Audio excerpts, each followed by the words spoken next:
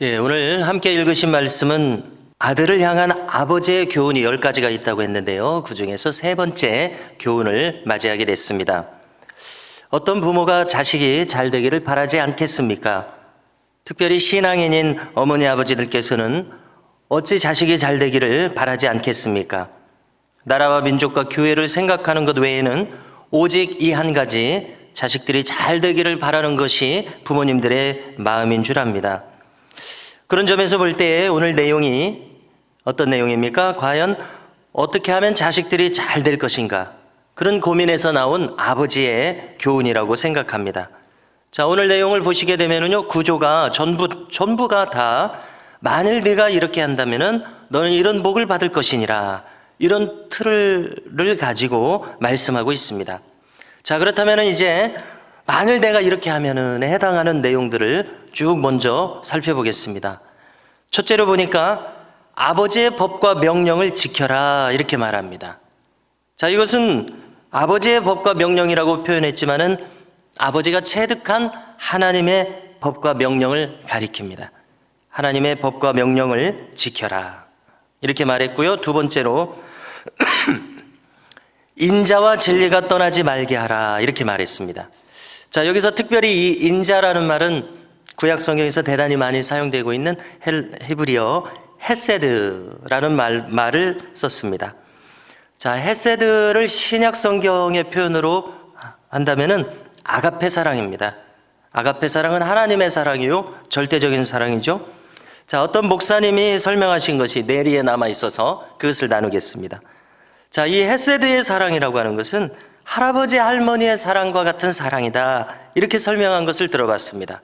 자, 어떤 설명인가 하면은, 자, 손주가 이제 집에 놀러 왔습니다. 식탁에 할머니가 음식을 이렇게 한껏 준비합니다. 자, 그런데 장난을 치다가 이 손주가 식탁에 준비한 음식을 다 쏟아지게 해서 이제 엎어져 버렸습니다. 자, 그랬더니 이제 할머니가 정성껏 준비하고 있었는데 이 손주에게 하는 말이 이런 말입니다. 야, 이 녀석아, 만일 네가 내 자식이면 넌 죽었어, 이러더라는 겁니다. 자, 이건 무슨 내용입니까? 손주가 뭘 해도 용서가 되는 마음이죠. 이것이 헤세드의 사랑이라고 설명하는데 참 마음에 와닿았습니다. 자식이면은 혹독하게 혼을 냈을 수도 있을 텐데 이 헤세드의 사랑, 참 무조건적인 사랑일 것입니다. 정말 이렇게 높은 사랑입니다. 인자와 진리가 떠나지 말게 하라. 자, 인자는 이처럼 높은 사랑인데요. 자, 진리는 또 어떻습니까? 자, 진리를 어떻게 우리가 간단하게 설명할 수 있을까요? 이렇게 설명하면 될 것 같습니다. 예수님께서 내가 곧 길이요 진리요 생명이라, 이렇게 말씀하셨죠? 우리는 오직 예수님께서 하신 말씀만 붙들겠다는 자세로 살면 이것이 진리 안에서 사는 삶인 줄로 믿습니다. 이렇게 우리가 간단하게 진리에 대해서는 살펴볼 수 있을 것입니다. 자, 계속해서 5절과 6절을 보니까 우리가 잘 알고 계시는 유명한 요절입니다. 5절과 6절을 찾으셔서 함께 읽겠습니다. 읽습니다. 너는 마음을 다하여 여호와를 신뢰하고 내 명철을 의지하지 말라. 너는 범사의 그를 인정하라. 그리하면 내 길을 지도하시리라. 아멘. 관련해서 데살로니가서 전서 5장 16절 이하를 읽겠습니다. 항상 기뻐하라, 쉬지 말고 기도하라, 범사에 감사하라. 자, 이 말씀을 보니까 쉬지 말고 기도하라, 이렇게 되어 있고요, 범사에 감사하라, 이렇게 되어 있는데 우리가 만일 쉬지 말고 기도한다면 범사에 하나님을 인정하는 것이 된다고 믿습니다. 내 명철을 의지하지 말라고 하셨습니다. 그렇다고 해서 우리가 우리의 명철을 의지하지 않는다고 해서 우리의 마음을 빈집으로 텅 비도록 만들면 안 된다고 생각합니다. 우리의 마음을 나의 명철을 의지하는 대신에 하나님의 뜻으로 채워야 할 줄로 믿습니다. 하나님의 말씀으로 채우고 성령으로 충만하도록 우리는 힘써야겠습니다. 그렇게 해야지만 우리 자신의 명철을 따르지 않고 하나님의 뜻을 늘 얻게 될 줄로 믿습니다. 자, 같은 맥락에서 보시면은 7절에서 스스로 지혜롭게 여기지 말라, 이렇게 말씀합니다. 또 9절을 보니까 내 재물과 내 소산물의 처음 익은 열매로 여호와를 공경하라고 합니다. 이것은 무슨 뜻이겠습니까? 처음 익은 열매로 여호와를 공경하는 것은 이스라엘의 절기에 있습니다. 이것을 이스라엘의 절기로는 초실절을 가리킵니다. 자, 초실절을 계산하는 법이 있는데요. 초실절은 그냥 부활절이다 이렇게 생각하면 계산이 빠를 것 같습니다. 자, 정확하게는 무교절이 이제 시작되면은 무교절은 일주일간 지속되는데 그 일주일 안에 있는 안식일의 다음 날, 그 날이 바로 초실절입니다. 자, 우리가 출애굽의 날짜가 정해져 있지 않습니까? 출애굽식으로 보면은 유대력으로 1월 14일이 6월절입니다. 그러면 1월 15일부터 무교절을 일주일 동안 합니다.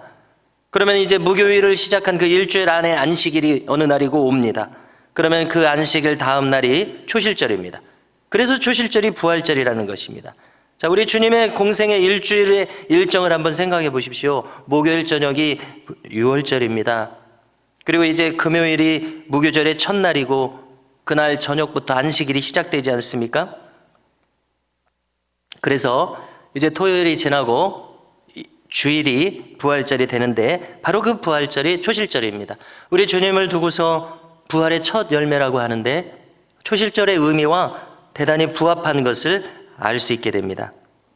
그러면 이제 초실절에 처음 추수한 열매를 드리는 겁니다. 맥주를 드리는 것입니다.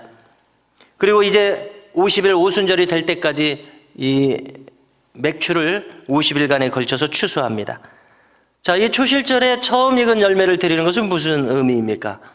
봄에 추수하는 이 맥주의 결실에 대해서, 모든 결실에 대해서, 앞으로 추수할 모든 맥주의 결실에 대해서 이 모든 것이 하나님의 것이라고 하는 신앙 고백적인 의미가 있는 것입니다. 그렇기 때문에 처음 익은 열매로 여호와를 공경하라는 것을 우리식으로 바꿔서 말한다면 하나님 제일주의로 삽시다, 신앙 제일주의로 삽시다, 교회 중심주의로 삽시다 하는 우리 선진들의 이런 아주 기초적인 이런 믿음의 자세를 가리키면 알 수가 있습니다. 자, 한마디로 아버지는 아들에게 교훈하고 있습니다. 이렇게 살아라. 신앙인은 마땅히 이렇게 살아야 되느니라. 이런 교훈입니다. 자, 그러면 어떤 복을 받겠다고 말씀하고 있습니까? 자, 그것을 우리가 간단히 요약하겠습니다. 2절을 보십시오. 장수하는 복을 주겠다고 합니다. 심령의 평강을 더하시겠다고 합니다. 어떻습니까? 이런 복이 얼마나 귀하고 하나님의 축복이 넘치는 그런 복입니까? 4절을 보니까 하나님과 사람에게서 은총을 입는다고 합니다. 하나님과 사람에게서 귀히 여김을 받는다고 합니다. 성도 여러분, 이런 복보다 좋은 복이 어디 있겠습니까? 나의 주변 사람들이 나를 꺼리지 않고 나를 귀히 여긴다면 얼마나 복된 인생이 되겠습니까? 우리 모두가 이렇게 이 말씀처럼 주변으로부터 귀히 여김을 받고 사랑을 받는 인생으로 살아가시기를 주님의 이름으로 축원합니다. 자, 우리가 이제 6절을 보니까 우리의 앞길을 지도하시겠다고 합니다. 자, 영어로 보면 이정표라는 말을 가이드 포스트라고 합니다. 우리가 갈래길이 나올 때마다 이정표를 통해서 확실히 어느 길로 가야 할지를 안다면 얼마나 좋겠습니까? 범사에 그를 인정하라. 그리하면 내 길을 지도하시리라. 하나님께서는 반드시 우리 인생길의 이정표가 되어주시리라 하는 이 약속의 말씀, 얼마나 좋습니까? 얼마나 복됩니까? 자, 8절을 보시니까 우리 모두가 건강하게 살기를 원합니다. 하나님의 뜻대로 사는 인생에 어떤 복을 얻는다고 합니까? 이것이 내 몸의 양약이 되어 내 골수를 윤택하게 하리라 말씀합니다. 자, 이번 주 월요일에도 보니까 우리가 이제 요즘은 유튜브를 많이 보지 않습니까? 이게 새롭게 하소서에 월요일마다 뜹니다. 새로운 내용이 뜨는데 이번에는 김옥라 할머니라는 분이 나오셨습니다. 근데 이분의 연세가 무려 103세입니다. 그래서 소개하기를 마릴린 먼로보다 언니라고 소개를 합니다. 자, 그분의 장수의 비결을 말씀하시는데요. 감사함으로 살고 부지런하게 살고 늘 성경을 공부한다고 비결을 얘기합니다. 자, 우리 교회도 책꽂이에 보니까 TBC 성경교재가 꽂혀 있더라고요. 과거에 교회에서 공부하신 것 같은데요. 이 토털 바이블 커리큘럼의 약자입니다. TBC라고 하는 것은요. 이 TBC 성경교재를 날마다 공부한다고 장수의 비결을 그렇게 말씀하십니다. 즐겁게 살고 감사하면서 살고 부지런하게 일하고 성경을 가까이 하고, 여러분 다 개인차가 다 있겠지만은 장수의 비결이 이렇게 소개된다면 신앙인이라면 누구든지 수긍하시리라 믿습니다. 자, 본문뿐만 아니라 10절을 보니까 뭐라고 말씀합니까? 내 창고가 가득히 차고 내 포도즙 틀에 새 포도즙이 넘치리라. 성도 여러분, 우리는 복받을 만한 그릇이 되어야 할 줄로 믿습니다. 우리가 성경을 보면은 내가 복받을 사람이 아닌데 어찌 나에게 복이 임하겠는가 하는 것을 깨닫게 됩니다. 오늘 말씀이 이것입니다. 물론 우리에게 100% 모든 일이 다 100% 적용이란 것은 없습니다. 우리가 성경을 보니까 하나님께서는 어떤 사람을 보면은 누가복음 16장에 나사로처럼 그의 인생에 물질을 허락지 않으시는 사람도 있을 수 있습니다.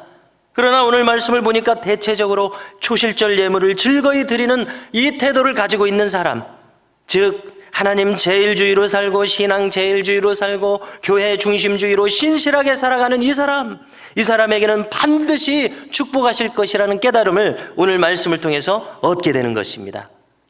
이런 놀라운 축복 가운데서 살아가시는 저와 우리 모든 성도님들, 온 교회가 될 수 있기를 간절히 소망합니다.